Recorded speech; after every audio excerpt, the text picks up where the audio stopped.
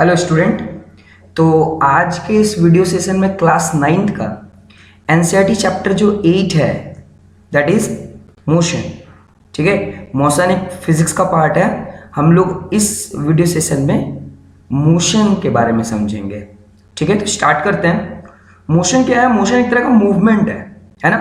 Movement का मतलब क्या है कि अगर किसी ऑब्जेक्ट को ऑब्जर्व किया जाए तो वो ए प्लेस से जब वो बी प्लेस तक वो जाता है, इसका मतलब वो क्या शो कर रहा है?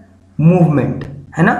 तो अगर वो मूवमेंट शो कर रहा है इसका मतलब वो क्या है? एक मोशन है। एग्जाम्पल के तौर पे बताऊं तो आप एयर का एग्जाम्पल ले सकते हो। एयर हमेशा क्या कर रहा है? ए प्लेस से बी प्लेस तक मूव कर रहा है ना। या फिर अगर हम अपने अर्थ की बात करें, अर्थ अर्थ खुद एक मोशन में है ना। अर्थ हमेशा क्या कर रहा है? रोटेट और रिवोल्यूट दोनों कर रहा है। इसका मतलब आप डे टू डे लाइफ में बहुत सारे ऐसे ऑब्जेक्ट देख सकते हो, है ना, जो मोशन शो करते हैं, मतलब वो मूवमेंट दिखा रहे हैं। कोई भी ऑब्जेक्ट अगर वो अपना पोजीशन चेंज कर रहे हैं तो वैसे ऑब्जेक्ट को हम बोलेंगे कि वो ऑब्जेक्ट मोशन में है। ठीक है, तो चलिए इसका डेफिनेशन देखते हैं क्या है कि movement of any object from one position to another position with respect to the observer is called motion। यानी अगर कोई ऑब्जेक्ट किसी एक पोजीशन से दूसरे पोजीशन पर मूव कर रहा है, मूवमेंट शो कर रहा है किसी ऑब्जर्वर के प्रेजेंस में, है ना, या रिस्पेक्ट में, तो उसे हम मोशन बोलते हैं। समझ में आया? यानी कोई भी ऑब्जेक्ट अगर मूव कर रहा है और आप उसे ऑब्जर्व कर रहे हो तो आपको पता चलेगा कि वो मोशन शो कर रहा है ना। अब देखिए यहां पर एक बहुत ही इंपॉर्टेंट टर्म आता है, पोजीशन। अब ये पोजीशन का मतलब क्या होता है समझिए कि motion of any object is defined by its position with respect to the observer. ठीक है, यानी मोशन जो है वो कैसे डिफाइंड होता है किसी ऑब्जेक्ट का? उसके पोजीशन से, कि वो किस जगह पर है ना, एग्जैक्ट उसका लोकेशन कहां है। ठीक है, और वो भी किसके रिस्पेक्ट में? किसी ऑब्जर्वर। यानी कोई ऑब्जर्वर अगर उसको देख रहा है, उस ऑब्जेक्ट को देख रहा है, तभी हम पता लगा सकते हैं कि वो ऑब्जेक्ट मूव कर रहा है या नहीं कर रहा है ना। जैसे इसका जनरल डेफिनेशन देखें तो क्या होगा? पोजीशन इज द लोकेशन, मतलब कि पोजीशन क्या होता है? Exact location of an object, मतलब किसी ऑब्जेक्ट का एग्जैक्ट लोकेशन ही पोजीशन है ना। तो देखिए इसको एग्जाम्पल से समझते हैं, है ना। मैं आपको इसको एग्जाम्पल से समझाता हूं। तो ये देखिए यहां पर, ये देखिए, ये अगर आप यहां पर देखिए तो यहां पर आपको एक ग्रीन कलर का कार दिख रहा होगा, है ना। ग्रीन कलर का कार जो है वो ब्लू कलर के कार के पीछे है ना। और या फिर ये देखिए व्हाइट कलर के कार के पीछे। लेकिन सेकंड फेज में आपको क्या दिखाई देता है कि यही ग्रीन कलर का जो कार है वो क्या चला गया? वो देखिए ब्लू के बराबर आ गया, है ना। तो आप इस दो फिगर को देख करके, है ना, आप ऑब्जर्व कर रहे हो तो आपको ऐसा ऑब्जर्व होगा कि ये जो ग्रीन कलर का जो कार है वो मोशन शो किया। तो ये मोशन कैसे शो किया? क्योंकि आपने इसको ऑब्जर्व किया, और ऑब्जर्व करने के साथ साथ आपने इसके पोजीशन और रेफरेंस पॉइंट दोनों को ऑब्जर्व किया। ठीक है, अब आपके मन में क्वेश्चन ही उठेगा कि ये रेफरेंस पॉइंट क्या होता है। ठीक है, तो ये रेफरेंस पॉइंट पहले समझते हैं। देखिए रेफरेंस पॉइंट क्या है? It is the point from which the location of object is measured, है ना। ये रेफरेंस पॉइंट क्या होता है? रेफरेंस पॉइंट एक तरह का पॉइंट होता है जहां से हम लोग क्या करते हैं? किसी लोकेशन, किसी भी ऑब्जेक्ट के लोकेशन को मेजर करते हैं, है ना। जैसे यहां पर देखिए ये जो ब्लू कलर का था ना कार, ये हमारा रेफरेंस पॉइंट है। ठीक है, तो ये रेफरेंस पॉइंट हो गया। और ये जो ग्रीन कलर है ना, ये हमारा इस ऑब्जेक्ट, ये जो ग्रीन कलर का कार है ये हमारे लिए ऑब्जेक्ट है, और ये ऑब्जेक्ट का क्या हो गया? पोजीशन हो गया, ये पॉइंट है ना। तो यहां से अगर हम देखें तो ये रेफरेंस पॉइंट से हमें पता चल रहा है कि ये जो कार है वो क्या है? ग्रीन कलर का जो कार है वो ब्लू वाले कार से पीछे है ना, पीछे। लेकिन कुछ समय बाद यही ग्रीन कलर का कार अब क्या हुआ? इस ब्लू कलर के पास आ गया, ब्लू कलर के कार के पास आ गया। इसका मतलब क्या हुआ कि इसका पोजीशन चेंज हुआ, है ना। इसका पोजीशन चेंज हुआ, पोजीशन चेंज हुआ, इसका मतलब ये क्या शो कर रहा है? मूवमेंट शो कर रहा है, यानी ये मोशन में हुआ। तो ये मोशन में कैसे पता चला? इस ब्लू कलर के कार के कारण। ये ब्लू कलर का कार ही हमें इस ग्रीन कलर के कार का पोजीशन बताया। इसलिए ये जो ये ब्लू कलर का जो कार है, ये इसका रेफरेंस पॉइंट हो गया। किसी भी ऑब्जेक्ट का जब भी हम कोई भी पोजीशन फाइंड आउट करते हैं तो उसका एक कोई ना कोई रेफरेंस पॉइंट होता है। एक और एग्जांपल से समझते हैं। मान लीजिए हमारे पास दो ट्रेन है ना, दो ट्रेन बगल बगल में खड़ी है। एक ट्रेन में आप बैठे हो और दूसरी ट्रेन में आपके दोस्त बैठे हैं। अगर वो दोनों, आप दोनों एक दूसरे को देख रहे हो और हम दोनों यानी उन दोनों ही ट्रेन में कोई एक ट्रेन चलने लगा, है ना, कोई एक ट्रेन चल रहा है, तो आपको क्या लगता है? आपको ऐसा महसूस होता है ना, या तो हमारी ट्रेन चल रही है या तो दूसरे की ट्रेन चल रही है। आपको यह एहसास ही नहीं होता कि आपकी ट्रेन चल रही है या आपके दोस्त की ट्रेन चल रही है। अब उसे पता करने के लिए आप क्या करते हो? आप तुरंत एक रेफरेंस पॉइंट ढूंढते हो। अब वो रेफरेंस पॉइंट कोई भी हो सकता है।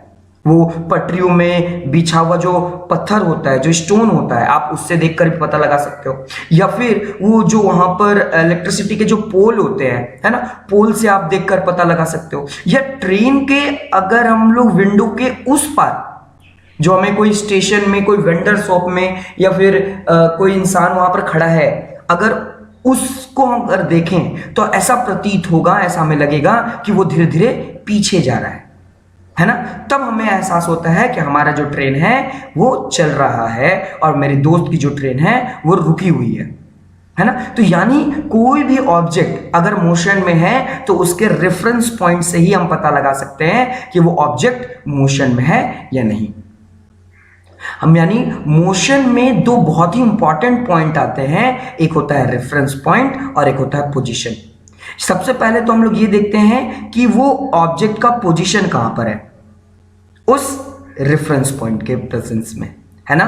और उसके बाद हम लोग पता लगा पाते हैं कि वो ऑब्जेक्ट मूव कर रहा है या नहीं। जैसे एक और एग्जांपल में देखिए, ये हमारा एक पॉइंट है जो इनिशियल पॉइंट है ना, और ये हमारा एक क्या है, रेफरेंस पॉइंट है। तो अगर इस रेफरेंस पॉइंट का अगर मैं स्ट्रेट लाइन खींचूं तो ये देखिए, तो ये जो मेरा इनिशियल पॉइंट है वो रेफरेंस पॉइंट के पीछे है ना। जब ये पॉइंट जब ए प्लेस से बी प्लेस तक गया, यानी ये मूवमेंट शो किया, लेकिन ये मूवमेंट हम लोग को कैसे पता चलेगा? इस रेफरेंस पॉइंट से, है ना, क्योंकि हम लोग ने क्या किया, इस रेफरेंस पॉइंट को देखा तो ये पॉइंट पहले इस पॉइंट से पीछे था, ये देखिए पीछे है ना, लेकिन अब वो क्या हो गया, रेफरेंस पॉइंट के आगे आ गया, है ना। तो इस तरीके से आप पता लगा सकते हो कि कोई ऑब्जेक्ट मोशन में है या नहीं।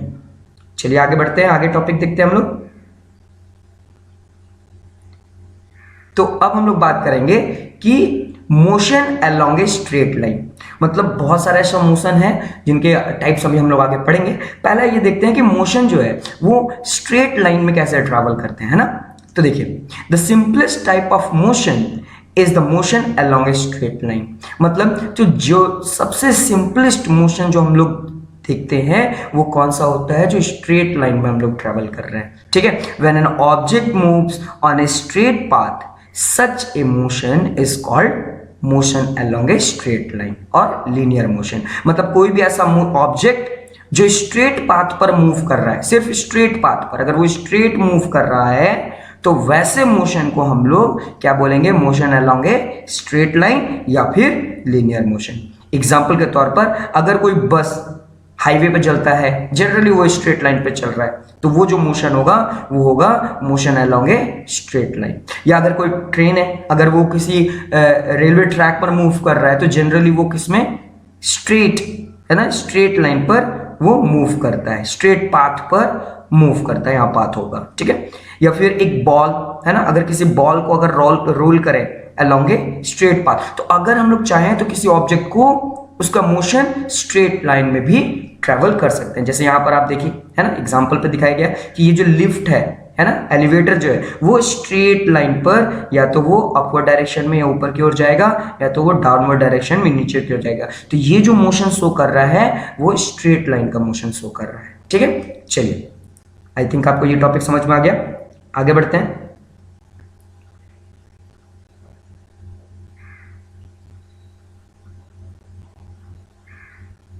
ठीक है, अब देखिए, अब जो हम लोग टॉपिक पढ़ेंगे वो क्या है, position in straight line motion, है ना। अगर किसी भी स्ट्रेट लाइन का जो पोजीशन होता है ना, वो क्या होता है। तो देखिए, अगर मैं एक स्ट्रेट लाइन ले लूं, ठीक है, और मैं पॉइंट 0 पर हूं, तो पॉइंट 0 मेरा रेफरेंस पॉइंट होगा, है ना।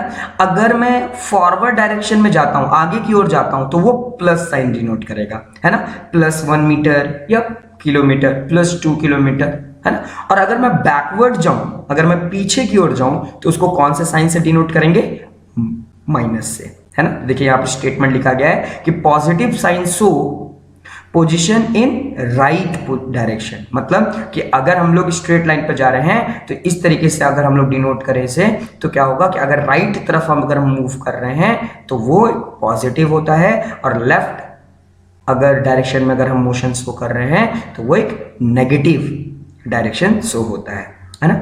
0 is usually consider as reference point और ओरिजिन। ये जो 0 है, ये जो पॉइंट ऑफ ओरिजिन है, इसको पॉइंट ऑफ ओरिजिन बोलेंगे या फिर रेफरेंस पॉइंट बोलेंगे। इस रेफरेंस पॉइंट से ही हम लोग पता लगा सकते हैं कि ऑब्जेक्ट किधर मूव कर रहा है, या मूव कर रहा है भी कि नहीं कर रहा, है ना। चलिए देखिए, यहां पर वही स्टेटमेंट लिखा गया है कि here positive and negative sign represent the direction of object from the origin, है ना, जो कि या तो 1 किलोमीटर होगा या 1 मीटर होगा, 3 मीटर होगा, ये रिप्रेजेंट करके दिखाया जा रहा है ओरिजिन पे। अब देखिए आपके मन में ये भी आएगा क्वेश्चन कि ये रेस्ट क्या होता है ना। रेस्ट का मतलब ये होता है कि कोई भी ऐसा ऑब्जेक्ट जो मोशन शो नहीं कर रहा, है ना, वो जिस पोजीशन पे है वो उसी पोजीशन पे है। जैसे आप जो मेरा वीडियो अगर आप देख रहे हो ऑनलाइन, तो आप जनरली कहाँ होगे, आप रेस्ट पोजीशन पे होगे, है ना। आप ए प्लेस से बी प्लेस मूव नहीं कर रहे होगे, है ना। तो देखिए रेस्ट का डेफिनेशन क्या होगा कि body is said to be rest when the position does not change. उसका जो पोजीशन होगा, जो भी पोजीशन होगा वो चेंज नहीं होगा, ना ही पॉजिटिव डायरेक्शन में ना ही नेगेटिव डायरेक्शन में, है ना। उसका जो पोजीशन होगा वो चेंज नहीं होगा। जब पोजीशन चेंज नहीं होगा तो क्या होगा, रेफरेंस पॉइंट अगर आप देखें तो वो रेफरेंस पॉइंट और वो ऑब्जेक्ट दोनों ही सेम डिस्टेंस में होंगे, है ना। तो देखिए क्या लिखा हुआ है कि when its position does not change with respect to reference point, है ना। रेफरेंस पॉइंट से, है ना, वो उतने ही डिस्टेंस पे होगा जितना पहले था, है ना। तो यानी रेस्ट का मतलब क्या हुआ, रुका हुआ, वो मोशन मूवमेंट शो नहीं कर रहा, ए प्लेस से बी प्लेस नहीं जा रहा, ठीक है। मोशन का भी डेफिनेशन हम लोग देख लिए कि ऐसा ऑब्जेक्ट जो हमेशा कंटिन्यूसली वो क्या कर रहा है, ए पोजीशन से बी पोजीशन तक मूव कर रहा है किसी रेफरेंस पॉइंट से, तो वैसे ऑब्जेक्ट को हम लोग क्या बोलते हैं, मोशन, ठीक है। अब देखिए आगे क्या लिखा हुआ है पॉइंट कि motion can be of different type, मतलब मोशन जो होते हैं वो अलग अलग तरह के होते हैं। जैसे यहाँ पर 3 तरह के मोशन के बारे में बताया गया है, ठीक है। तो देखिए सबसे पहला जो मोशन है उसको हम लोग क्या बोलते हैं, सर्कुलेटरी मोशन, है ना। सर्कुलेटरी मोशन बोलिए या सर्कुलर मोशन बोलिए। इसका एग्जांपल क्या हो जाएगा, ये हमेशा देखिए सर्कुलर पाथ पर मूव करेंगे, है ना, गोल गोल। जैसे आप एक गेम खेलते होंगे मैरीगोल्ड राउंड, है ना, यहाँ पर आपका जो मोशन होता है वो गोल गोल होता है। या आप जाइंट व्हील देखे होंगे, है ना, जिसको हम लोग तारामाची भी बोलते हैं ना, जो हम लोग मेला में देखते हैं, या क्या होता है, गोल गोल गोल गोल वो घूमता रहता है। बहुत अच्छा एग्जांपल हमारा अर्थ जो मूवमेंट शो कर रहा है वो कौन सा मूवमेंट शो कर रहा है, सर्कुलेटरी या सर्कुलर मोशन में, ठीक है। सेकंड देखिए क्या है, लीनियर मोशन। जस्ट अभी हम लोगों ने देखा लीनियर मोशन मतलब क्या, कि ऐसा मोशन जो स्ट्रेट पाथ पर हो, है ना, स्ट्रेट लाइन पर हो रहा। जैसे रेलवे ट्रैक पर जो रेल दौड़ रहे हैं, है ना, तो वो स्ट्रेट लाइन पर ट्रैवल करते हैं। बस या कार भी बहुत सारे क्या होते हैं, स्ट्रेट लाइन पर ट्रैवल कर रहे होते हैं, है ना। या लिफ्ट बहुत सारे क्या होते हैं कि अपवर्ड डायरेक्शन या डाउनवर्ड डायरेक्शन में जाएं, लेकिन वो स्ट्रेट मोशन को ही शो करते हैं, है ना। तो उस तरीके से। अच्छा, तीसरा जो मोशन होता है वो होता है ऑसिलेटरी या वाइब्रेटरी मोशन, है ना। ऑसिलेटरी मोशन का जो जनरल एग्जांपल होगा वो आपका पेंडुलम होगा, है ना। पेंडुलम, जो घड़ी का जो पेंडुलम होता है, जो घंटा घर होता है, वो क्या होता है, एक बार टू, फिर दूसरी बार फ्रो, फिर टू, या फिर फ्रो, है ना। ये इस तरीके से वो ऑसिलेटरी मोशन दिखाता है ना। पहले मीन पोजीशन से कहाँ जाता है, टू जाता है ना, फिर फ्रो, फिर मीन पोजीशन होते हुए टू, है ना, फिर वो मीन पोजीशन तक आता है। तो ये जो इस तरीके से मोशन दिखाता है हमारे पास घड़ी का जो बॉब होता है ना, पेंडुलम होता है, वो कौन सा मोशन दिखाता है, ऑसिलेटरी मोशन, है ना। चलिए, आई थिंक आपको समझ में आया हो। आगे हम बढ़ते हैं। तो ये देखिए, स्केलर क्वांटिटी क्या होता है और वेक्टर क्वांटिटी क्या होता है, ये बहुत इंपॉर्टेंट टॉपिक है, आपको ध्यान से समझना चाहिए। तो चलिए पहले पढ़ते हैं कि स्केलर क्वांटिटी क्या होता है।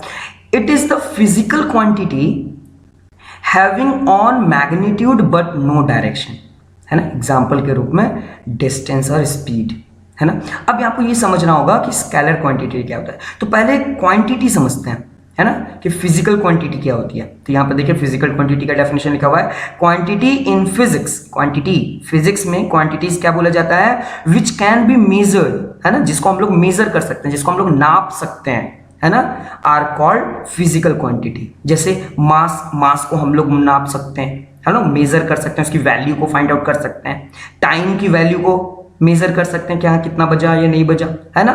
Area, velocity, area, density, volume, force, इन सबको हम लोग क्या कर सकते हैं, मेजर कर सकते हैं। तो ऐसी कोई भी क्वांटिटी जिसको हम लोग मेजर कर सकते हैं उन्हें हम लोग फिजिकल क्वांटिटी बोलते हैं, है ना। तो अब देखते हैं स्केलर क्वांटिटी क्या होता है। क्वांटिटी मतलब मेजर कर सकते हैं, है ना। तो अब देखिए यहां पर जो स्केलर क्वांटिटी होता है उसमें अपना मैग्नीट्यूड होता है, खुद का क्या होता है, मैग्नीट्यूड होता है, लेकिन डायरेक्शन नहीं होता। अब ये मैग्नीट्यूड का मतलब क्या होता है, मैग्नीट्यूड का मतलब होता है कोई वैल्यू, है ना, यानी कोई ना कोई उसका क्या होगा, वैल्यू होगा, उसमें कोई डायरेक्शन मेंशन करने की जरूरत नहीं है। जैसे एग्जांपल डिस्टेंस, डिस्टेंस मतलब दूरी।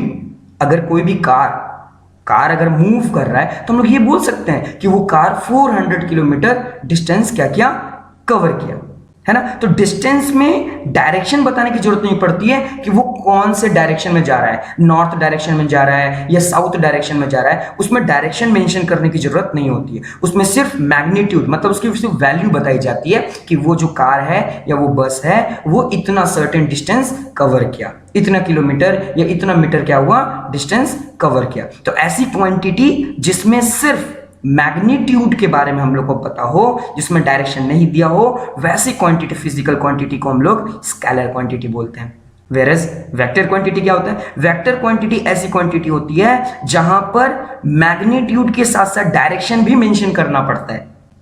जैसे डिस्प्लेसमेंट, डिस्प्लेसमेंट क्या होता है, डिस्प्लेसमेंट डिस्टेंस का ही एक पार्ट है जिसमें शॉर्टेस्ट डिस्टेंस, जो शॉर्टेस्ट डिस्टेंस होता है उसे हम लोग डिस्प्लेसमेंट बोलते हैं। तो शॉर्टेस्ट डिस्टेंस जो होता है वो पर्टिकुलर किसी ना किसी डायरेक्शन का होता है, उसमें डायरेक्शन भी दिया रहता है और मैग्नीट्यूड। कोई भी शॉर्टेस्ट जो डिस्टेंस होता है उसमें हम लोग को डायरेक्शन बताना कंपलसरी होता है ना, और उसमें मैग्नीट्यूड मतलब वैल्यू भी होती है। मतलब कि कोई भी ऑब्जेक्ट जो किसी सर्टेन डिस्टेंस यानी 5 किलोमीटर ट्रैवल कर रहा है टुवर्ड्स नॉर्थ या टुवर्ड्स साउथ, मतलब ऐसी क्वांटिटी जिसमें हम लोग वैल्यू के साथ साथ डायरेक्शन को भी मेंशन करते हैं, वैसी क्वांटिटी को हम लोग वेक्टर क्वांटिटी बोलते हैं। जैसे वेलोसिटी, वेलोसिटी भी क्या है, स्पीड की ही एक पार्ट है ना, लेकिन वेलोसिटी जो होती है वो वेक्टर क्वांटिटी होती है, यानी वेलोसिटी को हमेशा हम लोग क्या करते हैं, मैग्नीट्यूड के साथ साथ किसी डायरेक्शन में बताते हैं। एग्जाम्पल के तौर पर अगर मैं स्पीड की बात करूं तो मैं ऐसा बोल सकता हूं कि ये जो कार है या कोई भी कार है वो 5 किलोमीटर प्रति आवर की स्पीड में मूव कर रहा है ना। लेकिन अगर मैं वेलोसिटी बताऊंगा तो वेलोसिटी में बताना पड़ेगा कि वो कार जो है वो 5 kilometre per hour towards north, यानी नॉर्थ के डायरेक्शन में वो मूव कर रही है। मतलब हमें मैग्नीट्यूड के साथ साथ डायरेक्शन भी मेंशन करना पड़ता है। तो ऐसी क्वांटिटी, ऐसी फिजिकल क्वांटिटी जिसमें मैग्नीट्यूड और डायरेक्शन दोनों को बताया जाता है उसे हम वेक्टर क्वांटिटी कहते हैं, है ना। और ऐसा फिजिकल क्वांटिटी जिसमें सिर्फ मैग्नीट्यूड को बताया जाता है, उसमें डायरेक्शन की जरूरत नहीं होती, वैसे क्वांटिटी, फिजिकल क्वांटिटी को हम लोग स्केलर क्वांटिटी बोलते हैं, है ना। तो ये देखिए मैग्नीट्यूड का मतलब क्या हुआ, न्यूमेरिकल वैल्यू, मतलब जिसे नंबर के फॉर्म में समझ सकते हैं, जो कि मैंने पहले भी बता दिया। ठीक है, ओके। आगे समझेंगे हम लोग क्या, डिस्टेंस एंड डिस्प्लेसमेंट। चलिए डिस्प्लेसमेंट समझते हैं। अब ये डिस्टेंस क्या होता है, द एक्चुअल पाथ और length travelled by an object, मतलब कि जो भी ऑब्जेक्ट अपना जो एक्चुअल पाथ कवर किया है ना, या लेंथ जो ट्रेवल किया अपने किसी जर्नी में, है ना, कहां से, और हम initial position to final position, initial position मतलब जहां से वो अपना चलना शुरू किया था, है ना, और फाइनल पोजीशन मतलब जहां तक चला, तो उन सभी का जो एक्चुअल पाथ था, उसका जो लेंथ था, वो क्या कहलाता है, डिस्टेंस कहलाता है। इसका एक और डेफिनेशन है, उससे समझ लेते हैं कि this is the total path covered by body between the initial and the final position is called distance. मतलब कोई भी ऑब्जेक्ट इनिशियल पॉइंट से लेकर फाइनल पोजीशन तक जितना भी टोटल पाथ कवर किया, वो उसका क्या था, डिस्टेंस था। जैसे एग्जांपल के तौर पर मनीष नाम का एक लड़का है, ठीक है, वो क्या हुआ, ए पोजीशन से बी पोजीशन ट्रैवल करता है। ए पोजीशन मान लीजिए उसका घर है और बी पोजीशन उसका स्कूल है, तो वो ए पोजीशन से वो निकला और घूमता घूमता, देखिए इस ब्लैक पॉइंट ये जो है ना, ये इसका पाथ बता रहा है ना, तो ये जो पाथ है ना, ये इसका टोटल पोजीशन हो गया, है ना, टोटल पाथ हो गया। तो ये जो टोटल पाथ का जितना भी लेंथ होगा, ये इसका क्या होगा, डिस्टेंस होगा, है ना, ये इसका डिस्टेंस होगा। जैसे यहां पर समझिए, ए उसका घर है और बी उसका स्कूल, यानी ए और बी की दूरी ज्यादा नहीं है, लेकिन वो क्या किया, सुबह घर से निकला और वो ऐसा होता हुआ घूमते घूमते अपने पहले दोस्त के घर गया और फिर दोस्त के साथ होते हुए अपने स्कूल पहुंचा। तो ये जो ब्लैक पॉइंट यहां से ऐसे जो जा रहा है, ये जो डिस्टेंस, ये इसका एक्चुअल पाथ हो गया, है ना, ए पोजीशन यानी इनिशियल पोजीशन से फाइनल पोजीशन तक पहुंचने के लिए। तो ये जो पार्ट है, ये इसका डिस्टेंस होगा, है ना। जैसे एग्जांपल के तौर पर मनीष का एग्जांपल लेते हैं, तो मनीष जो है वो ट्रैवल करता है 65 किलोमीटर, तो 65 किलोमीटर जा रहा है ना, यानी ए पोजीशन से बी पोजीशन वो इस पाथ से जा रहा है, जो एक्चुअल पाथ है, जिस पाथ से वो ट्रैवल किया, है ना, ए पोजीशन से बी पोजीशन के लिए, है ना, इनिशियल पॉइंट से फाइनल पॉइंट के लिए। तो यही एक्चुअल पाथ इसका डिस्टेंस कहलाएगा, है ना। और इसमें किसी भी तरह का डायरेक्शन की जरूरत नहीं है, ठीक है, क्योंकि डिस्टेंस क्या होता है, स्केलर क्वांटिटी होता है। इसके पहले ही इस सेशन में मैंने बताया था कि स्केलर क्वांटिटी क्या होता है। स्केलर क्वांटिटी ऐसी क्वांटिटी होती है जिसमें सिर्फ मैग्नीट्यूड, मतलब सिर्फ वैल्यू, कितना डिस्टेंस गया, है ना, सिर्फ वैल्यू देखते हैं, वैल्यू को मेजर करते हैं, डायरेक्शन यहाँ पर मैटर नहीं करता कि वो कौन से डायरेक्शन में मूव कर रहा है ना। अब हम लोग क्या करते हैं, डिस्टेंस समझते हैं। चलिए देखते हैं डिस्प्लेसमेंट क्या होता है। The shortest distance measured from the initial to the final position of an object is known as displacement। देखिए डिस्टेंस के जैसा ही होता है डिस्प्लेसमेंट, लेकिन पूरी तरीके से नहीं। बस डिस्प्लेसमेंट क्या है, शॉर्टेस्ट डिस्टेंस, जो सबसे छोटा दूरी होगा, कहां से कहां तक, इनिशियल पॉइंट से फाइनल पॉइंट तक, यानी फाइनल पोजीशन तक, उन दोनों का जो सबसे शॉर्टेस्ट प्लेस होगा, वो उसका क्या होगा, डिस्प्लेसमेंट हो सकता है ना। जैसे एग्जांपल के तौर पर बताता हूं, ए मनीष का घर है और बी मनीष का स्कूल है, तो मनीष ए से बी जाने के लिए वो इस पाथ को भी ट्रेवल कर सकता है, वो इस पाथ को भी ट्रेवल कर सकता है, इनफैक्ट वो इस तरीके से ब्लैक में जो पॉइंट दिखा रहा हूं मैं, ऐसा होते हुए भी वो बी पॉइंट तक पहुंच सकता है, ध्यान दीजिए। तो जितना भी वो दूरी डिस्टेंस वो ट्रैवल कर रहा है, ये जितना भी पाथ वो ट्रैवल कर रहा है, ये सब उसका डिस्टेंस हो सकता है, लेकिन डिस्प्लेसमेंट सिर्फ एक होगा, जो कि सबसे शॉर्टेस्ट जो डिस्टेंस होगा उसके घर से उसके स्कूल तक का, वही उसका डिस्प्लेसमेंट होगा। ये जो लॉन्गेस्ट जो पाथ दिखा रहा है, ये इसका डिस्टेंस होगा, लेकिन जो शॉर्टेस्ट प्लेस होगा वो उसका डिस्प्लेसमेंट ही होगा। मतलब डिस्प्लेसमेंट क्या होता है, सबसे शॉर्टेस्ट डिस्टेंस जो कि इनिशियल पॉइंट से फाइनल पॉइंट के बीच की जो दूरी होती है, उसे हम लोग डिस्प्लेसमेंट बोलते हैं। और एक दूसरा एग्जांपल के रूप में अगर इसका डेफिनेशन देखें तो क्या है, displacement is the shortest straight line path between initial point two final position, है ना। यानी ये जो पाथ है, ये ए से बी जो स्ट्रेट जा रहा है, ये इसका डिस्प्लेसमेंट है। डिस्टेंस बहुत सारा हो सकता है, वो किसी भी तरीके से मूव करके वो जा सकता है ए पोजीशन से बी पोजीशन, लेकिन डिस्प्लेसमेंट एक ही होगा, कौन सा, जो सबसे शॉर्टेस्ट डिस्टेंस होगा ए पोजीशन से बी पोजीशन तक के पहुंचने का, वही उसका डिस्प्लेसमेंट होगा। और डिस्प्लेसमेंट एक वेक्टर क्वांटिटी है। वेक्टर क्वांटिटी मैंने बताया था कि वेक्टर क्वांटिटी ऐसी क्वांटिटी होती है जिसमें magnitude as well as direction दोनों मेंशन किया जाता है। यानी देखिए ए से बी अगर मनीष को जाना है, देखिए ये जो डिस्टेंस है ये फिक्स्ड है, यानी इसका कोई समथिंग कोई मैग्नीट्यूड होगा 1 किलोमीटर 2 किलोमीटर या 1 मीटर 2 मीटर, ठीक है, और ये सर्टेन डिस्टेंस सॉरी डायरेक्शन में भी जा रहा है ना, कौन से डायरेक्शन में, नॉर्थ डायरेक्शन में या साउथ डायरेक्शन में या ईस्ट डायरेक्शन या वेस्ट, है ना। आप पिक्टोरियल ग्राफ जानते हैं ना कि हम लोग डायरेक्शन को, जो अपवर्ड डायरेक्शन होता है उसको नॉर्थ बताते हैं, डाउनवर्ड डायरेक्शन को साउथ बताते हैं, है ना, ईस्ट और वेस्ट बताते हैं। तो इस तरीके से यानी डिस्प्लेसमेंट के लिए डायरेक्शन बताना जरूरी होता है। इस एग्जांपल के तौर पर जो मनीष है वो 65 किलोमीटर गया साउथ या वेस्ट के डायरेक्शन में, मतलब यहाँ पर हमें डायरेक्शन और मैग्नीट्यूड दोनों को मेंशन करना ही पड़ता है।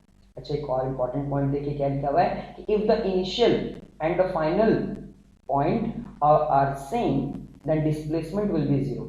अगर इनिशियल पॉइंट और फाइनल पॉइंट दोनों अगर सेम हो गया तो डिस्प्लेसमेंट क्या हो जाएगा, जीरो हो जाएगा, है ना। यानी जहां से वो स्टार्ट किया, मान लीजिए ए प्लेस से स्टार्ट किया, फिर बी प्लेस तक गया, फिर बी से वो ए गया, तो वो इनिशियल उसका क्या था ए, और फाइनल पॉइंट भी क्या हो गया ए।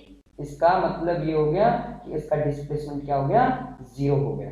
लेकिन अगर हम डिस्टेंस की बात करते तो डिस्टेंस क्या हो जाता, ए से बी जाने में जितना भी किलोमीटर लगता और फिर बी से ए जाने में जितना किलोमीटर तक होता, उन दोनों को हम लोग क्या कर लेते, ऐड कर लेते। तो इसलिए जो डिस्टेंस होता है वो कभी भी जीरो नहीं हो सकता, लेकिन डिस्प्लेसमेंट जीरो हो सकता है, ठीक है। जैसे यहाँ पर भी देखिए, अगर कोई ए प्लेस से चलता हुआ जाता है सर्कुलर मोशन में और वो फिर से ए पोजीशन तक पहुंच जाता है, तो यहाँ पर डिस्प्लेसमेंट क्या हो जाएगा, जीरो हो जाएगा, क्योंकि शॉर्टेस्ट डिस्टेंस क्या हुआ, जहां से वो स्टार्ट किया और जहां तक पहुंचा, तो ए उसका इनिशियल पॉइंट था और ए ही उसका फाइनल पॉइंट भी हो गया, तो जहां से वो शुरू किया था वहीं खत्म हो गया, तो ये सबको काउंट नहीं होगा। जब सबसे शॉर्टेस्ट क्या हो गया, वह ए ही हो गया, तो अभी वो वही उसी जगह पर है, इसलिए वो उसका जो डिस्टेंस होगा वो क्या हो जाएगा, शॉर्टेस्ट जीरो। यानी डिस्प्लेसमेंट हमेशा जीरो भी हो सकता है ना, लेकिन डिस्टेंस कभी भी जीरो नहीं हो सकता।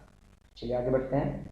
चलिए अब जो टॉपिक है difference between distance and displacement, ये बहुत इंपॉर्टेंट टॉपिक है, एग्जाम में बार बार पूछा जाता है कि डिफरेंस बिटवीन बताना है डिस्टेंस और डिस्प्लेसमेंट। देखिए डिस्टेंस क्या है, length of actual path travel by an object, मतलब जो टोटल पाथ ट्रेवल किया कौन, वो ऑब्जेक्ट, है ना, उसके जो दूरी होती है, जो लेंथ होता है, वो क्या है, डिस्टेंस है। और डिस्प्लेसमेंट क्या होता है, shortest length between initial point and final point, मतलब इनिशियल पॉइंट और फाइनल पॉइंट का जो सबसे शॉर्टेस्ट जो डिस्टेंस होता है, लेंथ होता है, वो उसका डिस्प्लेसमेंट है ना।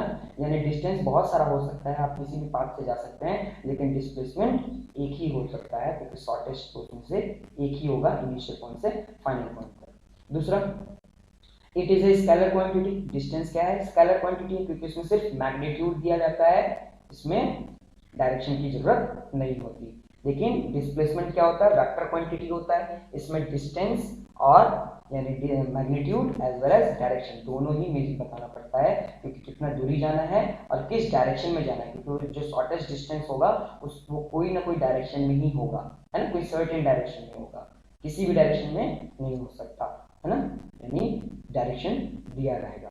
नेक्स्ट कि it remains positive can not be zero और नेगेटिव, मतलब जो डिस्टेंस है वो हमेशा पॉजिटिव में होगा, वो कभी भी जीरो नहीं हो सकता और नेगेटिव में नहीं हो सकता, है ना। लेकिन जो डिस्प्लेसमेंट है ना, वो पॉजिटिव भी हो सकता है, नेगेटिव भी हो सकता है और जीरो भी हो सकता है ना, वो तीनों हो सकता है। नेगेटिव कैसे हो सकता है कि अगर वो ए पोजीशन से, जैसे मान लीजिए ये पॉइंट मेरा ए पोजीशन है, वो ए पोजीशन से बी पोजीशन तक गया, ये पॉइंट मेरा बी पोजीशन है, ठीक है, तो वो ए पोजीशन से बी पोजीशन गया और फिर बी पोजीशन से वो ये पॉइंट सी पॉइंट पे आ गया, है ना, तो सबसे शॉर्टेस्ट डिस्टेंस कहाँ होगा, इनिशियल से फाइनल, ये देखिए पीछे की ओर, है ना, तो ये क्या हो जाएगा, माइनस हो जाएगा, पीछे की ओर आ गया, क्योंकि अगर हम लोग राइट की तरफ जाते हैं तो पॉजिटिव होता है और लेफ्ट की तरफ जाएंगे तो क्या होगा, नेगेटिव, है ना। तो इस पोजीशन में जो पॉइंट है ये सी पोजीशन है, तो इनिशियल पॉइंट उसका ये था ए और सेकंड पोजीशन बी और थर्ड पोजीशन सी, तो सबसे शॉर्टेस्ट इनिशियल से लेकर फाइनल यही दोनों है, तो ये कहाँ जा रहा है, बैकवर्ड यानी लेफ्ट साइड, यानी ये नेगेटिव, यानी डिस्प्लेसमेंट जो है वो नेगेटिव भी हो सकता है, पॉजिटिव भी हो सकता है और जीरो भी हो सकता है। फोर्थ पॉइंट देखते हैं कि distance can be equal to displacement, है ना, जो डिस्टेंस और डिस्प्लेसमेंट दोनों इक्वल भी हो सकता है, कब? अगर वो लीनियर पाथ पर है। लेकिन displacement can be equal to distance और लेसर देन डिस्टेंस। मतलब कि जो डिस्प्लेसमेंट होता है वो डिस्टेंस के इक्वल भी हो सकता है और डिस्टेंस के कम यानी लेसर भी हो सकता है। मतलब डिस्प्लेसमेंट डिस्टेंस के बराबर भी हो सकता है और डिस्टेंस से कम भी हो सकता है। चलिए नेक्स्ट टॉपिक देखते हैं। इस चैप्टर के जितने भी न्यूमेरिकल्स होंगे ना, उन सारे न्यूमेरिकल्स को मैं लास्ट वीडियो सेशन में क्लियर करूंगा। ठीक है, चलिए आगे बढ़ते हैं। चलिए अब हमें समझना है कि uniform and non uniform motion क्या होता है। ठीक है, तो देखिए यूनिफॉर्म मोशन का डेफिनेशन क्या होगा कि when a body travel equal distance in equal interval of time then its motion is said to be uniform motion। मतलब अगर कोई बॉडी इक्वल डिस्टेंस कवर करता है वो भी इक्वल इंटरवल ऑफ टाइम में, तो वैसे मोशन को हम लोग यूनिफॉर्म मोशन कहते हैं। जिसका अगर ग्राफ देखें तो ये देखिए, ये जो ग्राफ बनेगा वो स्ट्रेट बनेगा, है ना। ये जो जा रहा है कभी भी अगर ये स्ट्रेट जा रहा है यानी ये यूनिफॉर्म है। अब इसका मतलब समझिए, अगर कोई भी मोशन इक्वल डिस्टेंस कवर करता है वो भी इक्वल इंटरवल ऑफ टाइम में, जैसे 1 किलोमीटर, सपोज दैट 1 किलोमीटर हो जाता है 1 घंटे में। ठीक है, 2 किलोमीटर हो जाता है 2 घंटे में, 3 किलोमीटर हो जाता है 3 घंटे में, 4 किलोमीटर जाता है 4 घंटे में। तो इस तरीके से हम बोल सकते हैं कि वो ऑब्जेक्ट का जो मोशन है वो यूनिफॉर्म है, वो कांस्टेंट है ना। तो उसका ग्राफ इस तरीके से बनेगा। ठीक है, अब देखते हैं नॉन यूनिफॉर्म मोशन क्या होता है। In this type of motion, the body will travel unequal distance in equal interval of time। मतलब नॉन यूनिफॉर्म मोशन किसको बोलते हैं? ऐसा मोशन जिसमें कोई ऑब्जेक्ट अनइक्वल डिस्टेंस को कवर करता है कोई इक्वल इंटरवल ऑफ टाइम में। जैसे एग्जांपल के तौर पर अगर मैं पहले उसका ग्राफ दिखा दूं तो उसका ग्राफ कुछ कर्व की तरह बनेगा, है ना।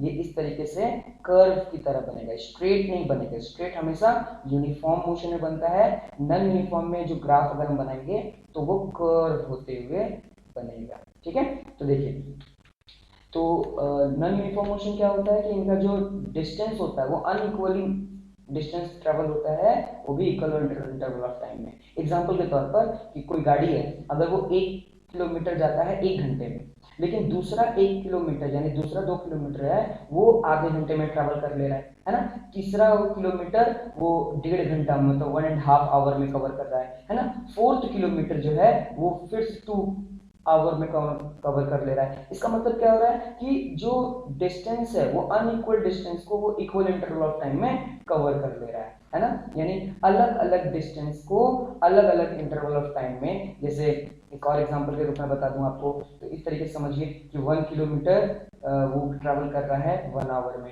है ना। 2 किलोमीटर वो, अब इस बार क्या हुआ कि वो 2 किलोमीटर भी क्या हुआ 1 आवर में कवर कर लिया। तीसरी बार में क्या हुआ कि 3 किलोमीटर वो 1 आवर में कर लिया कवर, है ना।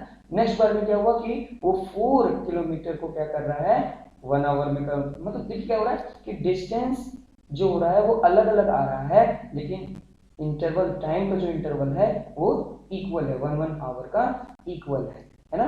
तो ऐसे मोशन को हम लोग क्या बोलते हैं? Non uniform motion. ठीक है,